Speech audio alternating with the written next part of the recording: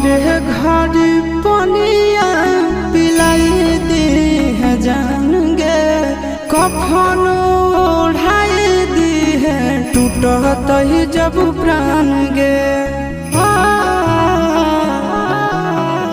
मरे घर पनिया पिलाई दी है जान गे, कफन ओढ़ाई दी है टूटत ही जब प्राण गे।